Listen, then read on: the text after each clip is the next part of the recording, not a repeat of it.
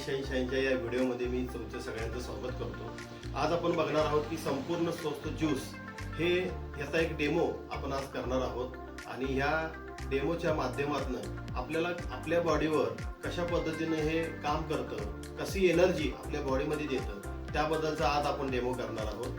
तर हे संपूर्ण स्वस्थ ज्यूस आज आपण काय केलेलं आहे, हे एक पाण्याचा ग्लास घेतलेला आहे आणि ह्यामध्ये आपण हे जे पाणी जे आरोचं पाणी आपल्याला मिळतं मार्केटमध्ये, आपण हे पैसे देऊन घेऊन येतो, तर हे आरोचं पाणी आपण ह्या ग्लासमध्ये घेतलेलं आहोत। आता आज आपण एक हे सर्किट तयार केलेलं आहे। हे काय आहे तर ह्याच्यामध्ये तुम्ही इथं बघू शकता की हा 60 वॅटचा बल्ब आहे आणि हा 60 वॅटचा बल्ब हा पॉवरफुल पद्धतीने पेटलेला आहे। मग आज हे जर दोन वायरा जर मी ह्या पाण्यामध्ये टाकलो तर हे बल्ब लागायला पाहिजे की नाही? लागायला पाहिजे। का लागायला पाहिजे तर पाणी हे विद्युत प्रवाह आहे, तर पाण्यामध्ये हे टाकल्यानंतर पाण्याच्या माध्यमातून हे बल्ब हा लागायला पाहिजे।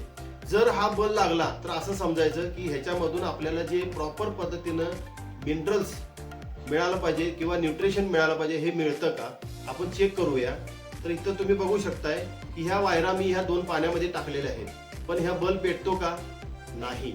मग आपण हे जे संपूर्ण स्वस्थ ज्यूस आहे, हे संपूर्ण स्वस्थ ज्यूसचा डोस जो आहे तो आपण काय करतो तर सकाळी 15 ml आणि संध्याकाळी 15 ml हा असा आपण ह्याचा डोस घेतो। हे जे माप आहे हे 30 ml चं आहे। हे पूर्णपणे मी भरून घेतो कारण ह्याचा डोसच आहे सकाळी 15 ml संध्याकाळी 15 ml। तर आपण हे संपूर्ण स्वस्थ ज्यूस ह्या जे काही पाणी आहे ह्या पाण्यामध्ये मी टाकलेलं आहे।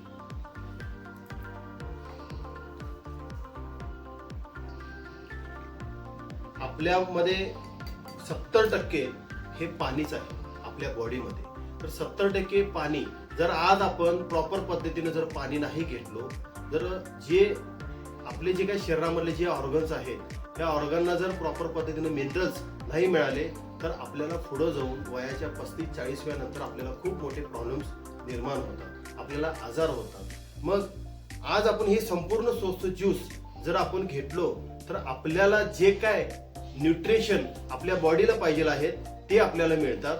आता हे तुम्ही बघू शकताय की मगाशी मी तुम्हाला दाखवलं की आपण पाण्यामध्ये हे वायर घातल्यानंतर काय झालं तर बल्ब पेटला नव्हता। आपण काय केलं आता 30 ml ज्यूस आपण ह्या संपूर्ण स्वस्थ ज्यूस आपण ह्या ग्लासमध्ये टाकलेला आहे आणि आता तुम्ही बघू शकताय की हे वायरा मी टाकल्यानंतर जर बल्ब पेटला तर असं समजायचं आपण की ह्यातून आपल्याला प्रॉपर पद्धतीनं मिनरल्स म्हणजे न्यूट्रिशन आपल्या बॉडीला मिळतात। इथं तुम्ही बघू शकताय की हा बल्ब पेटलेला आहे, म्हणजे ह्या माध्यमातून आपल्याला कळतं की ह्या संपूर्ण स्वस्थ ज्यूस मध्ये जे आपल्याला न्यूट्रिशन पाहिजे आहे ते न्यूट्रिशन आपल्या बॉडीला मिळतात। म्हणून आज आपल्या